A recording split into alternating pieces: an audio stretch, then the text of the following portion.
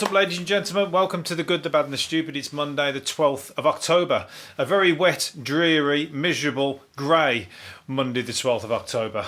Hope you enjoy it. That's in England, of course. Some of you are sitting on the beaches in Bahamas and California, I imagine. Does my podcast reach those places? Who knows? Maybe you're sitting on a beach in Antarctica. Maybe you're an Eskimo. We're not Eskimo. I'm calling him an Eskimo for now. Okay, I know some people don't like the word, but or a native of Antarctica. Let's call it that, or Inuit. We'll call it that. Anyway, wherever you are in the world, it's raining here. That's all I'm trying to say. But we just get on with it where we are because we're used to it, and we've also had to be. Have the weekend has been shut in from 10 o'clock. Kicked out the pubs. I went to a pub on Saturday night, and the Saturday night it was freezing cold in there because they had the door wide open. Now, I haven't been to the pub since they started doing this 10 o'clock thing, but is that one of the rules where you got to have the door wide the fuck open so everybody's freezing their knackers off while they're in there trying to, you're meant to have, at this time of year, you have the fire on and get it all nice and toasty and encourage people to come. That guy wanted everybody the fuck out of his pub way before 10 o'clock. It was freezing. It was a bit miserable, really. So I came home and carried on the party there. Party for one. But anyway, I hope you've had a great weekend. If you've not been here before, there's videos, there's mini videos, there's YouTube, and there's the podcast, of course, which you are probably listening on. Donald Trump's back in the race. He came onto the balcony, didn't he, with his speech about he's beat COVID, he's immune, he's cured, all that sort of stuff, which is what you're going to be with the drugs that he's invested in, and everybody's going to get to try all these new cocktail of drugs. You experiment on the rat race. But anyway, he's back, and he's been saying he was going to open his shirt and reveal a Superman t-shirt. That's only Donald Trump would come up with something like that, I imagine. He's definitely a showman. He likes to. I think he enjoys. He's actually quite fun to watch. Because you never know what the fuck he's going to do. You never know what he's going to say, what he's going to do. He's unpredictable. He's tripping the press out. And on Twitter, he does all the shit on Twitter. It's all like a new experience, isn't it? Because all past presidents, apart from fucking. What they say in public, you don't hear nothing or the back behind the scene, but because he's tweeting and like getting involved and like slagging off anybody that slags him off, he's a celebrity at the end of the day. He's a TV celebrity at the same time, and he's enjoying it. So I'm neither here nor there on who's going to get the presidency, but I like to find them funny either way. I did watch the Joe Biden thing the other day actually, and like. I don't know if he knew what was going on. He looked like he was fucking half asleep. He looked like he was. He weren't up for it on the night anyway. So I haven't seen much of his campaigning. I'll have to watch one of these head-to-heads when it comes up. But maybe one of them can wear, them Superman costumes you wear to the fancy dress. The ones that are like. The swollen, the kind of like build the muscles in them and that. Like one could be Batman and one could be Superman. Maybe dress them up. Let's make it the pantomime that it is. But anyway, I don't even know when is it. It's in a few weeks' time, isn't it? So we're in the run up. I'm in England, but everybody's all interested in what's going on, don't they? Because for one, it's funny, it's entertaining. For two, one of them's going to be one of them might be dangerous and could fuck up things for the rest of us. So we don't want the knock-on effect. But he always keeps referring to the China. He's very anti-China. He's not digging them at all. He's the China virus, the Chinese virus. I wonder if he gets Chinese takeaway. I bet he don't fucking get near it, does he? He likes his Mackie D's. He likes his good old American McDonald's Mackie D's and French fries. That's what he said that have kept him alive, the French fries. Probably what has gave him that orange tint as well. Celebrities have shorter marriages than the rest of us. Celebrities, the divorce rate is for famous newlyweds is 2/3 higher than for other couples. Of course it is, the famous. They're under the spotlight, and half of it's fucking sham weddings anyway, isn't it? They get married because it's all a hoo-ha, gets in the press. Celebrities, they just want to fucking shoehorn their fame out of anywhere, any crack and fucking crevice. But they get married to another celebrity. Obviously, they're going to get a few legs up in the press. They're going to get a few more eyes on them, wanting to know who they are, what they're about. Half it's a show, isn't it? So once you're in one of them, you just think, oh, fuck this. People are running around taking photos of you all the time. That's the last thing you want. You wouldn't want to be a fucking famous celebrity couple. It's got to be like, and even if imagine if you were trying to. Remember the pictures with David Beckham when he was at a basketball game. Everyone's taking photos, and there's one photo of him looking at a cheerleader's arse. That picture's gone all around the fucking press and everything. Like it might have looked. You can't not look at a cheerleader's arse if they're running around in front of you on a basketball court and you're in the front row. You can't avoid it, can you? You know, unless you're looking at the ceiling, trying to do your best to be like, you know, Mr. fucking, I don't know, like trying not to let the press get one on you. But then they take about 2,000 photos a minute, don't they? And then one of them, they're going to catch your eyes looking at that. Next thing you know, you're an adulterer, and you're putting the fucking pressure on your relationship. Yeah, fuck that. Relationships are much pressure on themselves without that fucking shit going on. Journey, what's it called? No, rock classic Don't Stop Believing by Journey, ironically, is the most loved driving song by Journey. Don't Stop Believing's got nothing to do with driving, but Journey, the band Journey, is the ironically the best driving song. Not mine, I'm afraid. Sorry, I'm not gonna. That's nowhere near my. In fact, it's fucking a song that I can't fucking bear to hear. So the last thing I want to hear when I'm driving. What else is in there? Second place was Fleetwood Mac, Go Your Own Way. That one's all right.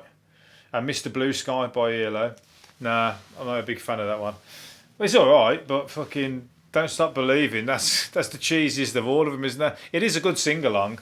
I can imagine people belting it out as they're screaming at the top of the lungs as they're driving along. Driving along as well is the one place where you can scream at the top of your lungs and nobody can hear you. You can't really do that in your house, can you? You can't scream at the top of your lungs because your neighbours will hear you, or somebody across the road will think fucking something's up and call the police. So you can't really belt out the numbers, but you can in your car. So I can see him giving it some. I'm trying to think what one I would have. Don't know, can't think. My radio's broke in my van. Well, it was in my van. I haven't got a van yet, but in my van, the radio is broke, so I used to have to just listen to my thoughts, and that is no fun at all either. I think Journey, the Don't Stop Believing, is a better thing to listen to than my thoughts. I might add. What else have we got going on? A bone-eating vulture with an 8-foot wingspan has brought traffic to a halt on a busy road. This is in England. The bearded vulture, which has the tuft of feathers under its beak. Under its beak? Swooping around in Peterborough. I didn't even know we had vultures over here. An 8-foot wingspan vulture. Fucking, he's like, shows the state of things when the vultures are starting to come over here and starting to see a bit of luck, or a little bit of like, you know, licking the lips, seeing people, or is that ironic? Not ironic. What's the word?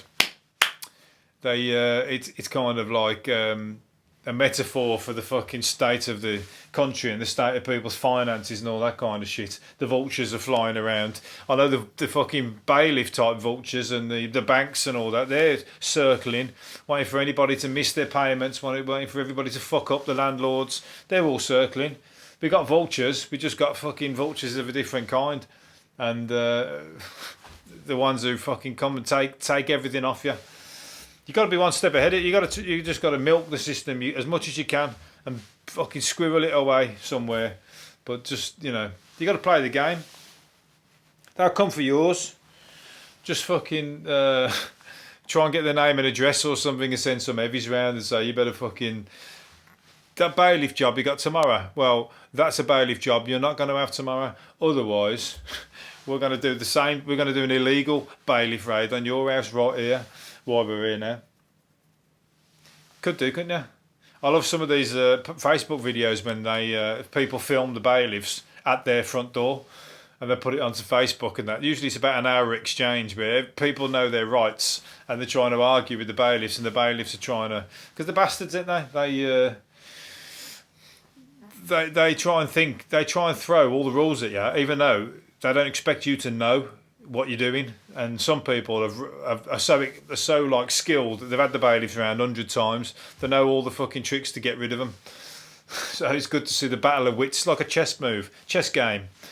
The con man and the bailiff versus the other. And I love it when the con man wins. Oh yes. Because if you've ever paid a bailiff, believe me, you're never going to be on the bailiff side ever again, or ever in your life. And I have, unfortunately. What was the next thing? The gene that makes men randy has been discovered in the brain for the first time. Aromatosis. It's called aromatose. Aromatose. That sounds like a good... can you get me some aromatose for Christmas? A bit of spray. I'll tell you what, my idea again, if anybody releases this fucking idea, perfume or aftershave called aromatose. Aromatase. It's my idea. Intellectual property rights. You've heard it here first. Aromatase converts male hormone testosterone into female sex hormone estrogen, which drives men's sexual desire. So there you go. When you're feeling a little bit horny, whether you're home or alone, or whether you're with anybody else, it's called aromatase. It's kicking in. So that's going to be that's a great name for an aftershave, isn't it? When I'm rich and famous, I'm going to fucking bring this stuff out, and I'm going to have all the profits. They found that sexual activity in male mice fell by 50% when aroused, when the aromatase was removed. We treat fucking mice like shit, don't we? They've removed the mice's sex drive. It's no fun being. The best one was the ones who I saw was having coke. They was giving the mice cocaine. Testing cocaine on mice. That's the party, isn't it? You know, if you're going to be a fucking lab rat, you might as well be the one who's having the drugs tested on them and you're having a bit of fun, not having your fucking sex drive taken away. The coke one, they were probably giving it coke and then throwing in a female mice and see whether it heightens their sex drive, and they're going for it, going at it like they're at a fucking, you know, as somebody would, I imagine. Wouldn't they? I don't know. So yeah, there you go. We treat mice like shit, but aromatase is a new aftershave that's going to come out, and I'm going to get some royalties. Right, last one. It's short and sweet. Where's the last one? A thief is pinching 48 bread rolls from a supermarket at 4 a.m. every day. Fucking, he ain't well, he's hungry. He's obviously hungry. Someone's left a note saying, "Can you stop stealing as you're being watched?" Well, you ain't stopping him, are you? Because he keeps doing it. And he's getting there at 4 o'clock. Maybe he's hungry. Or he's like the shittest burglar or the shittest thief going. All he comes for is 48 bread rolls. But maybe he's got 48 people to feed. He's a homeless dude and he's fucking skint. So, you know, if that's all they've got to eat, keep at it. It's hardly breaking the bank, is it? 48 bread rolls a fucking day from a supermarket. Come on. You should, in fact, at the very least, you should leave out some slices of ham and shit like that for him, so at least they've got a decent sandwich.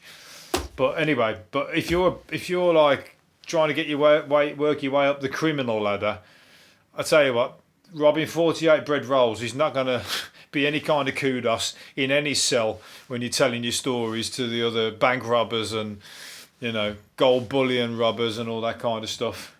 48 bread rolls is just not going to cut the mustard, and you're probably going to be the lackey boy from that point onwards. So keep that one to yourself. Anyway, I'm going to leave it there. Hopefully you've enjoyed it, and I'll do another one tomorrow. See you later. Bye.